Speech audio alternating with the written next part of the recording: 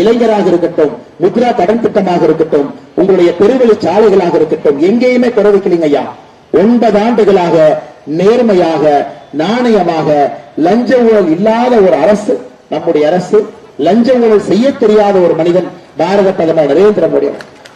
ஐயா, உங்ககிட்ட நான் வைக்கிற ஒரே ஒரு வேண்டுகோள், இந்த முறை நீங்க எல்லாம் சொல்லுங்க. இன்னைக்கு நம்ம ஸ்டாலின் ஐயா சொல்றார். ஸ்டாலின் ஐயா பாத்தீங்கன்னா ஸ்பெயின் கிளம்பி போயிருக்கிறார். அவர் வெளிநாட்டு பயணம் போயிட்டு வந்ததுக்கு அப்புறம் நான் வம்புக்கு இருப்பேன். அன்னைக்கு துபாய் போயிட்டு வந்தீங்க, பணம் வரல. 1.5 வருஷம் ஆச்சு, நான் 1 ரூபா கூட வரல. சிங்கப்பூரும் அன்னைக்கு சிங்கப்பூர் ஜப்பானும் போயிட்டு வந்தார், 1 ரூபா கூட வரலையானே. ஸ்பெயின் போயிட்டு வந்திருக்காரு 10 நாள். கொஞ்சம் முதலீட கொண்டு வரங்கிறாரு. வழக்கம் போல எந்த பணமும் வரப்போறது. இந்தியால எந்த முதலமைச்சரும் 2 வருஷத்துல 4 ஃபாரின் ட்ரிப் போனதாக இல்லை. நம்முடைய முதலமைச்சர் ஃபாரின் ட்ரிப்பா போயிட்டு இருக்கார், வெளிநாடா போயிட்டு இருக்கார். வெளிநாடு போய் பிரயோஜனம் இருந்தா பரவாயில்லைங்க, பணம் வராம இருக்கு. இன்னைக்கு முதலமைச்சர் அவர்கள் சொல்லுகின்றார், எந்த காரணத்திற்கும் மோடி அவர்கள் இந்தியாவுடைய பிரதமரா வரக்கூடாது, இந்தி கூட்டணி தான் வரணுங்கிறார். ஐயா, நான் தெரியாம கேட்கிறேன், இந்தி கூட்டணி ஆரம்பிச்சது யாருங்க ஐயா? இந்தி கூட்டணி ஆரம்பிச்ச நிதிஷ்குமார் பாருங்க. இது எப்படி நாங்க ஐயா, நிதிஷ்குமார் டிரைவர், இவங்க எல்லாம் வண்டியில ஏறி உட்கார்ந்துக்கிட்டாங்க அந்த பஸ்ல. ஸ்டாலின் ஐயா, கருணாநிதி ஐயாவுடைய பையன், ராகுல் காந்தி ஐயா, ராஜீவ் காந்தி ஐயா பையன், ஃபரூக் அப்துல்லா ஐயா பையன், உமர் அப்துல்லா, உத்தவ் தாக்கரே, பாலாசாஹிப் தாக்கரே ஐயாவுடைய பையன், எல்லாம் ஏறி உட்கார்ந்துட்டாங்க. நிதிஷ்குமார் வண்டி ஓட்டிட்டு போயிட்டு இருந்தார். ஸ்டாலின் ஐயா சொல்ற, வண்டி சூப்பரா போகுது, போன வாரம் வண்டி வேகமா போகுது, வண்டி செங்கோட்டையை நோக்கி போகுது. பஸ் நிறுத்திட்டு இறங்கி போயிட்டு பிஜேபி இறங்கிட்டார். இந்த வண்டி நமக்கு வராதுங்க, இந்த வண்டி திருப்பவும் உள்ள, இந்த வண்டி ஓட்டவும் உள்ள, நமக்கு இந்தி கூட்டணி வண்டி சரியா வராது. நேற்று பாரதிய ஜனதா கட்சியோடு மறுபடியும் இணைந்து பீகாரில் ஆட்சி அமைச்சிருக்காங்க. வங்காளத்துல மம்தா பானர்ஜி சொல்லிட்டாங்க, இந்த வண்டி ஸ்பேர் பார்ட்ஸே சரியில்லை, காங்கிரஸ்கார கூட்டணிக்கே வந்துடாத, ஓடி போயிடும். ஐயா, பஞ்சாப் அதே பிரச்சனை, ஆம் ஆத்மி கட்சி காங்கிரஸுக்கு சீட் தரமாட்டோம். இந்த இந்தி கூட்டணி எப்படின்னாங்க ஐயா, 4 ஸ்பேர் பார்ட்ஸ் சேர்த்து ஒரு பஸ்ஸுக்கு சொல்ற மாதிரி இருக்கு. ஐயா, பஸ்னா சேஸ் இருக்கணும், இன்ஜின் இருக்கணும், டிரைவர் இருக்கணும். எதுவுமே இல்லாம ஒரு கூட்டணி, யாருமே இல்லை. 4 பேரிச்சம்பழத்துக்கு போற தகர டப்பாவை சேர்த்து வச்சுட்டு வண்டிங்கிறான். ஐயா, நம்மளது அப்படிங்க இல்லைங்கய்யா.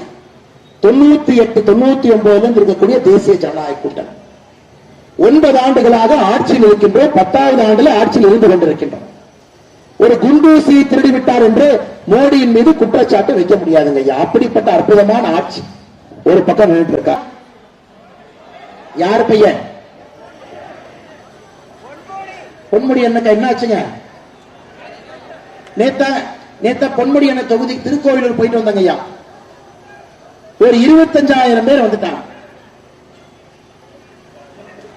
25,000 பேர் திருக்கோவிலூர் வந்தாங்க.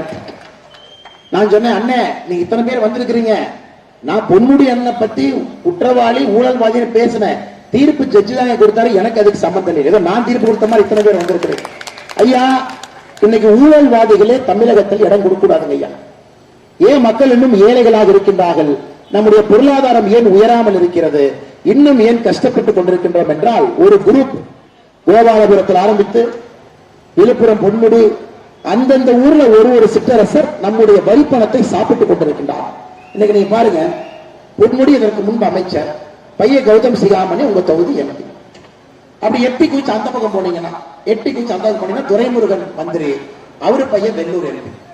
அப்படி எட்டி குச்சி சென்னைக்குள்ள போனீங்கன்னா தென் சென்னை எம்பி ஒரு அக்கா இருக்கிறாங்க, அவருடைய அண்ணன் நிதியமைச்சர் தங்கம் தென்னரசு, அவங்க அப்பா தங்கபாண்டியன் முன்னாள் அமைச்சர், தமிழச்சி தங்கபாண்டியன் தென் சென்னை எம்பி. அப்படியே கொஞ்சம் வட சென்னைக்கு போனீங்கன்னா தயாநிதி மாறன், அவங்க அப்பா உங்களுக்கு தெரியும் முரசொலி மாறன். அப்படியே மேல குதிச்சு வட சென்னைக்கு போனீங்கன்னா கலாநிதி வீராசாமி, அவங்க அப்பா ஆற்காட்டு வீராச்சா. ஐயா, தமிழ்நாடு முழுவதும் இப்படித்தான் இருக்குதுங்க. தரம் இல்லாதவர்கள், தகுதி இல்லாதவர்கள், அடிப்படையில பொதுநல வேலை செய்ய வேண்டியவர்கள் எல்லாம் ஒரு குடும்பத்தினுடைய குழந்தைகளா வந்து உட்கார்ந்துருக்காங்க. அதனாலதான் நம்ம குழந்தைகளுக்கு முன்னேற்றம் இல்லைங்க ஐயா. அவருடைய குழந்தைகளுடைய முன்னேற்றம் வருவ வேண்டும் என்பதற்காக முன்னேற்றம். இன்னைக்கு கௌதம் சிகாமணி நீங்க பார்த்திருக்கிறீங்களா? மக்களா வந்து ஒரு டீ கடைக்கு போய் அண்ணாக்காவை பார்த்து என்னங்க பிரச்சனை கேட்டிருக்காங்களா? திட்டங்கள் வந்திருக்கா? வேண்டாம். நம்ம குடும்ப ஆட்சியை அகற்ற வேண்டும். கோபாலபுரத்து குடும்பத்தையும் தூக்கணும், பொன்முடி அவர்கள் குடும்பத்தையும் தூக்கணும். ஒரே குடும்பம் ஆட்சியில் இருந்து மக்களுடைய வரிப்பணத்தை சுரண்டி கொண்டிருக்கின்றார்கள். அவர்களை எல்லாம் 2024 வீட்டுக்கு அனுப்ப வேண்டிய நேரம் வந்துருச்சுங்க. அதான் அன்பான வேண்டுகோள் உங்களுக்கு வைக்கிறேங்க ஐயா. நீங்க இந்த முறை எதையும் பார்க்க வேண்டாங்க ஐயா, மோடியை மட்டும் பார்த்து ஓட்டு போடுறோம், வேற எதுவும் பார்க்காத. ஒருத்தர் கேட்டார், அண்ணன் இவ்வளவு தூரம் வந்துட்டீல்ல, ஒரு எதிர்கட்சி நண்பர் வந்து இழுத்தார், நீ கள்ளக்குறிச்சி வரைக்கும் வந்துட்டீல்ல, அவ்வளவு தைரியம் உனக்கு, வேட்பாளர் யாருன்னு சொல்லிட்டு போனேன். நான் சொன்னேன்னா, எங்க வேட்பாளர் யாரை நிறுத்தினாலும் கூட அவருடைய பெயர் நரேந்திர மோடி. நரேந்திர மோடி தான் எங்க வேட்பாளர். அந்த வேட்பாளர் நரேந்திர மோடிக்கு வேலை செய்வார், நரேந்திர மோடி உங்களுக்கு வேலை செய்வார். நாங்க வேட்பாளர் பேர்லாம் சொல்ல வேண்டிய அவசியம் இல்லைங்க. யார் நிறுத்தினாலும் கட்சி கட்டுப்பட்டிருக்காங்க, நரேந்திர மோடி கட்டுப்பட்டிருக்கின்றார்கள். நரேந்திர மோடி அவர்கள் சொல்வதை நம்ம 543 எம்பிக்கள் செய்யறாங்க. நரேந்திர மோடி அவர்கள் எந்த திட்டம் சங்கராபுரத்துக்கு வர வேண்டும் என்று நினைக்கின்றார்களோ அதை கொடுப்பது மட்டும்தான் வேட்பாளருடைய கடமையை தவிர, அந்த வேட்பாளர் அப்பா யாரு, அம்மா யாரு, எங்க பிறந்தாரு, என்ன ஜாதி, அது தேவையில்லைங்க ஐயா.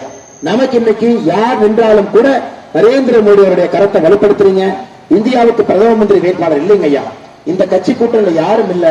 வண்டி ஓட்டிட்டு இருந்த நிதிஷ்குமாரே பாதியில வண்டி நிறுத்தி இறங்கி ஓடி வந்துட்டாரு. டிரைவர் எல்லாம் அந்த பஸ் ஓரத்தில் நின்று இருக்கு, பிரேக் டவுன் மோட்ல இருக்குதுங்க ஐயா. ஒருத்தர் வந்து கிளட்ச் போர்டு இருக்கிறதெல்லாம் கழட்டிட்டு போயிட்டு இருக்கிறாங்க ஒரு கூட்டணி தலைவர்.